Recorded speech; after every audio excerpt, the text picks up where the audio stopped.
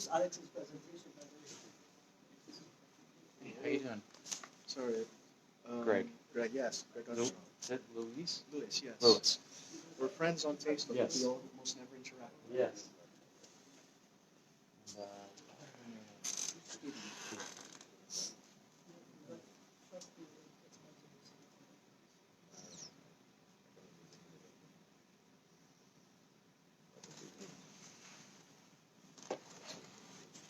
I'll see.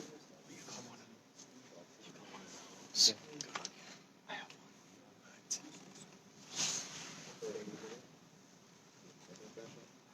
All right, so now it's my 20 minutes to discuss the birth narratives in the Quran and the Bible regarding Jesus the Christ.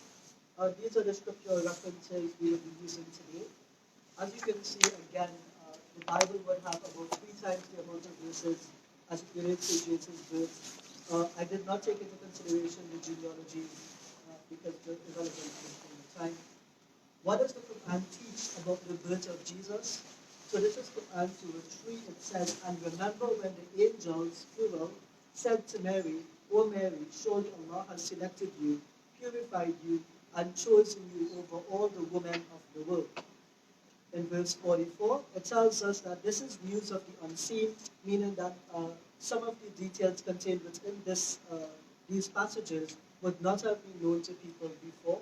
It would not have been given in Revelation either. It continues on verse 45. So the angels at this point continue to speak with Mary. They let her know the son of the Messiah to be born, that he would be her son.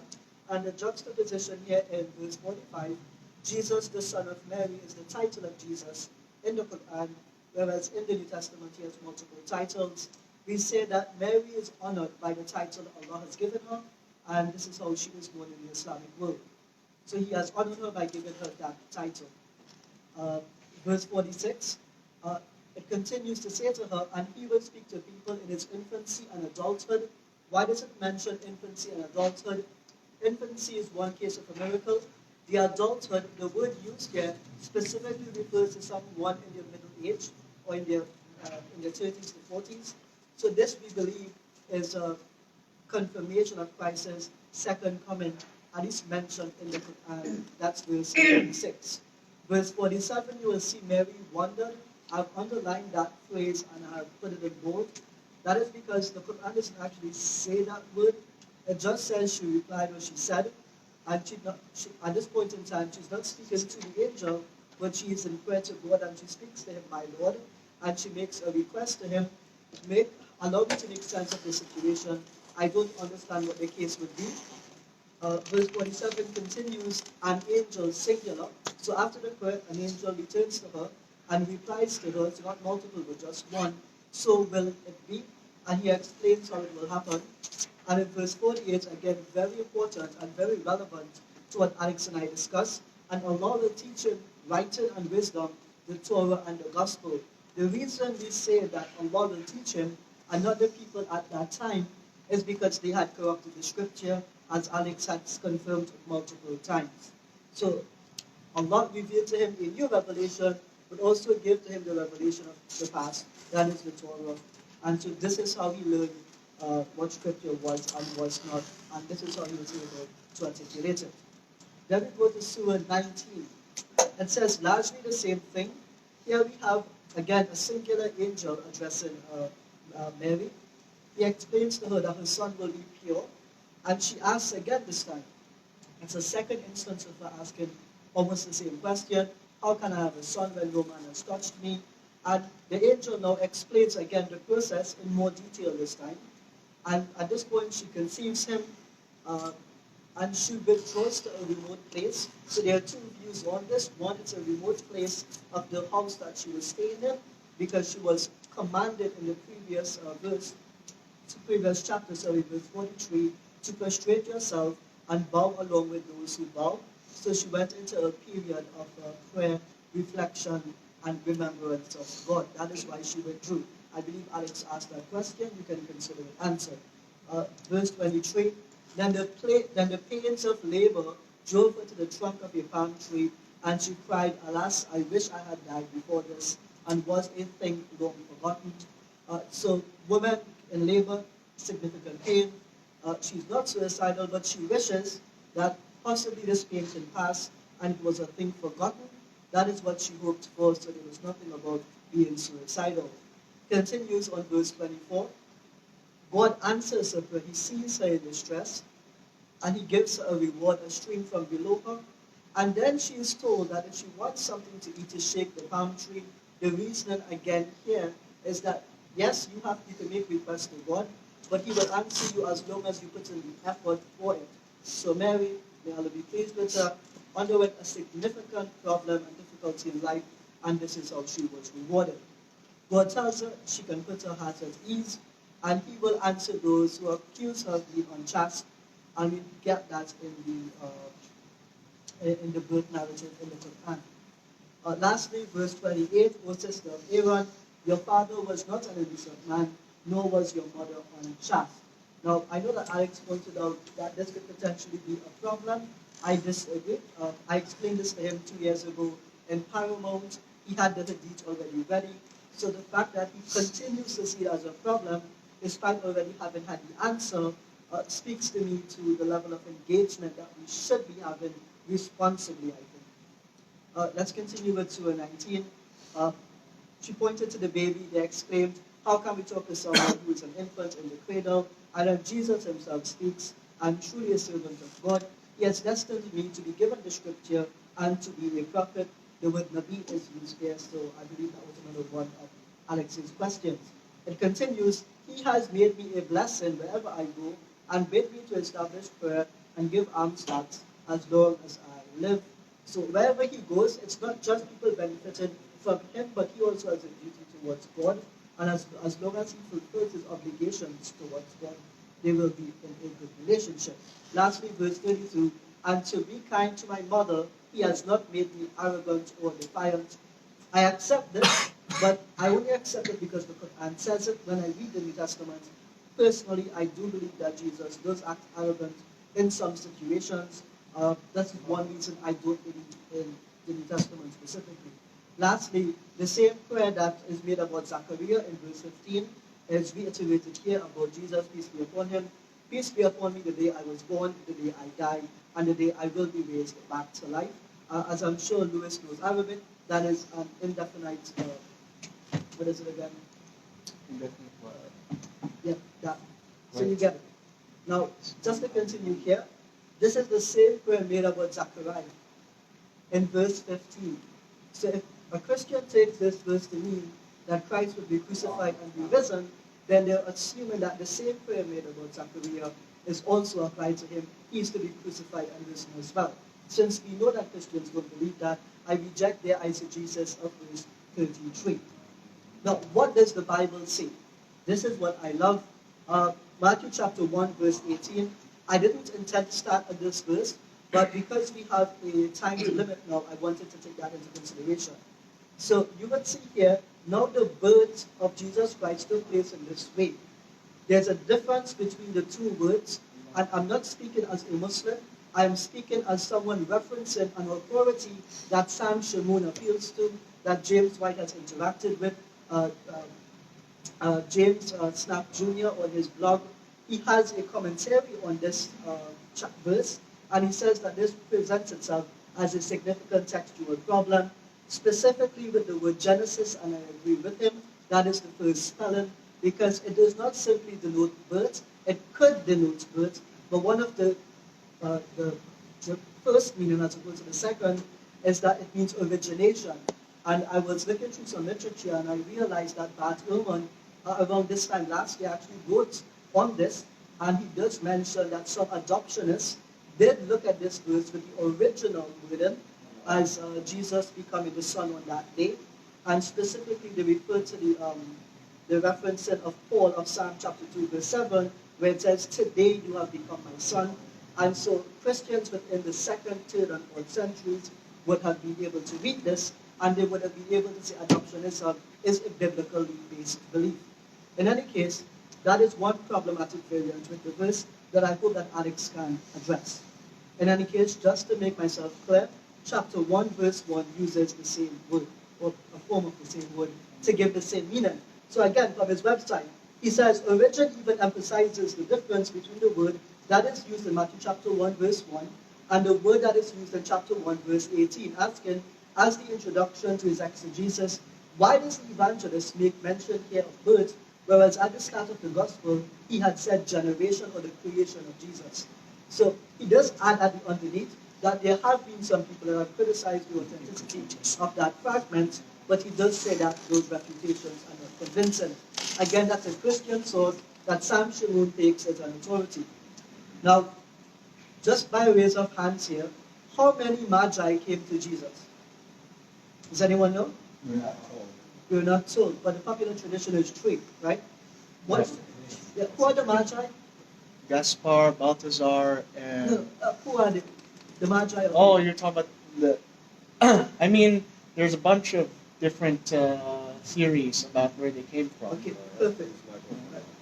It's okay. It's going to pick up. They'll have to plug it in first. So I just repeat what Lewis said. Yeah. Okay. Lewis said, One yeah, Plug it in on that side. just make sure the frame does not shift. Which side? Oh, here. Oh, okay. Just give me 30 seconds. There we go. So, yeah, it's working. So popular theory is that they were Zoroastrians from Persia, but there's an alternate theory that they actually came from South Arabia. Yeah. So those are the two most likely explanations. But do you know for certain who they are and what they were?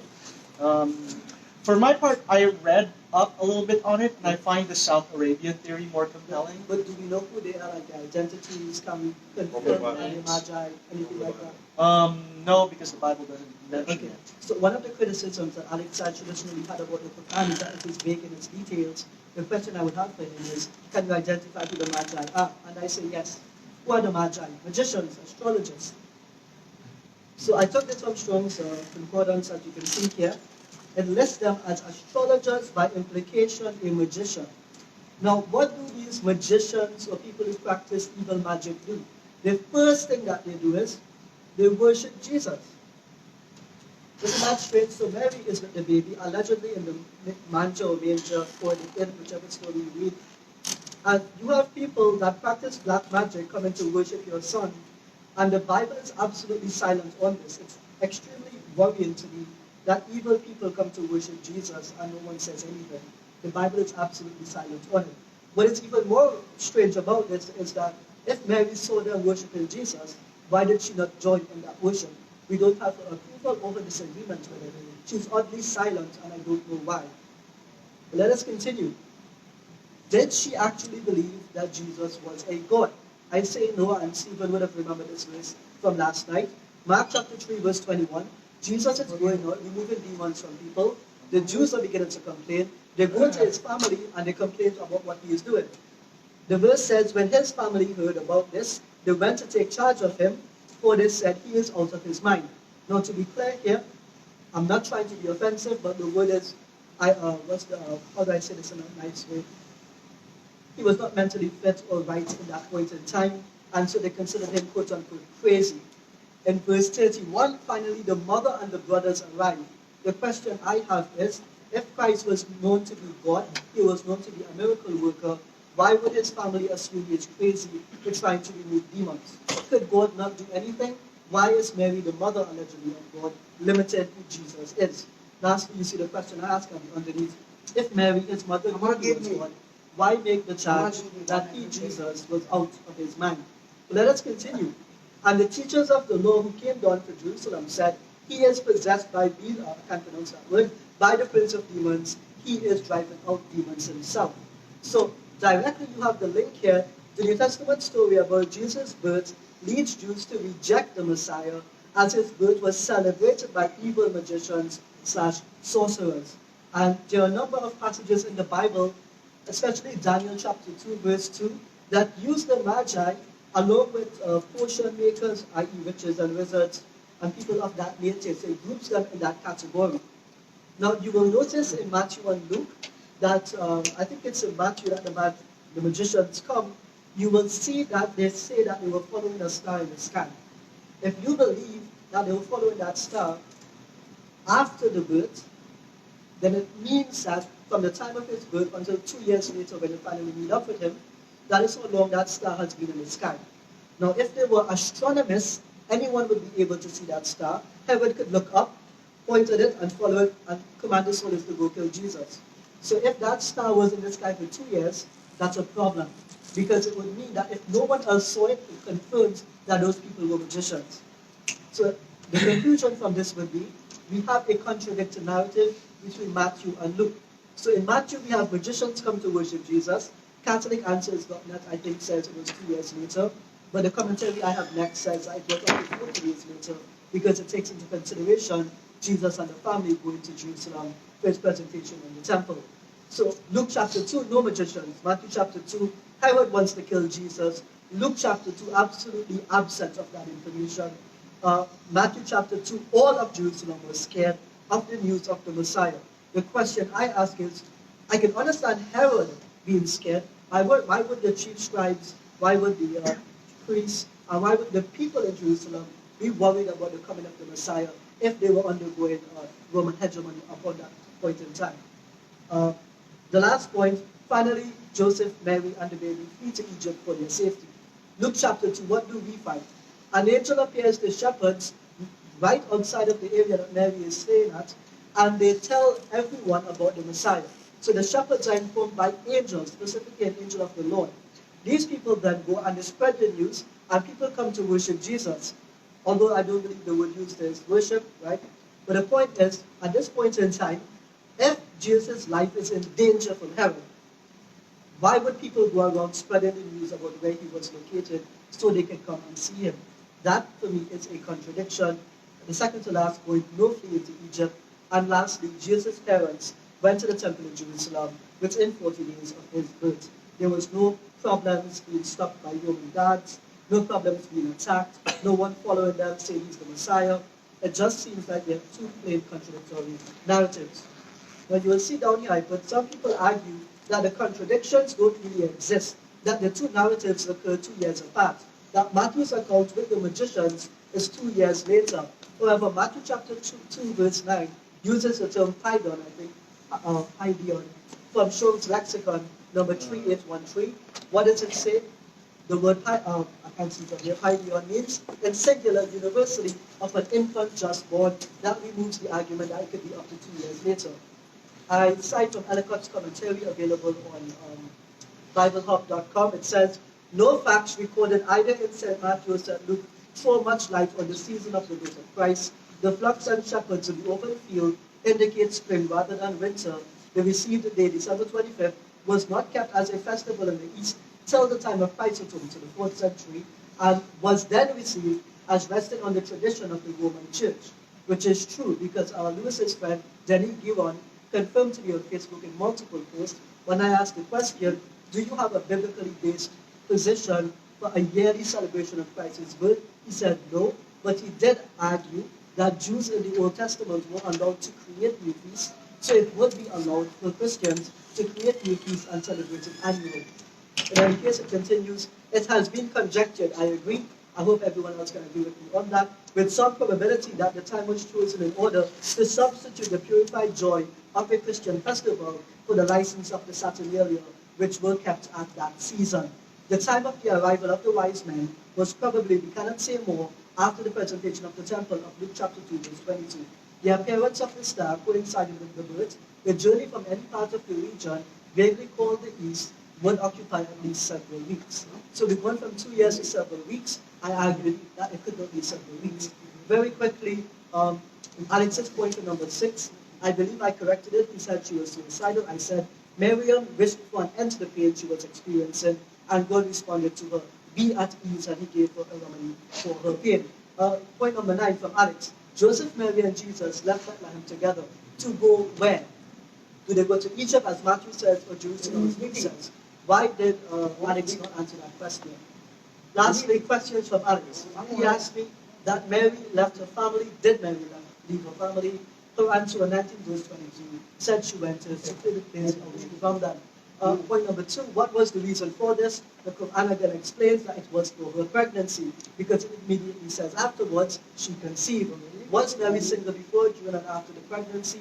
Information is not needed. Number 5, was Mary suicidal under a palm tree? No, she was not. Number 6, who told Mary to drink water and eat dates to feel better? The commentaries are divided. Some say it was an angel, one of those who previously visited her. But either way, it does not matter. Number 7, was Mary alone with baby Jesus coming home? That information is not needed. Number 8, did Jews accuse her of committing fornication? Yes, I checked the Talmud yesterday. Number 9, did Jesus call himself the prophet from the cradle? Yes, I mentioned that in Quran Surah 19, verse 30, that he refers to himself as a Nabi. Now, as a point of note again, the Quran is a didactic work, not a biography. So why does Alex treat it as if it were a biography? I end with the point that he should look at the problems within the Christian narrative before he looks at the Quran. Just in time. We were 10 minutes, 20 minutes, we got rules now. Not even a second off. I hope everyone saw that. Give me 5-star reviews on Google. Awesome. So that was 10 minutes? So we had it turned into 15 minutes rebuttal each, but because we started 10 minutes late, in this case it would be more appropriate to kick that down to 10 minutes. Okay. Are you okay with that? Yeah. Oh, I'm going to take out my... Yep. I keep forgetting.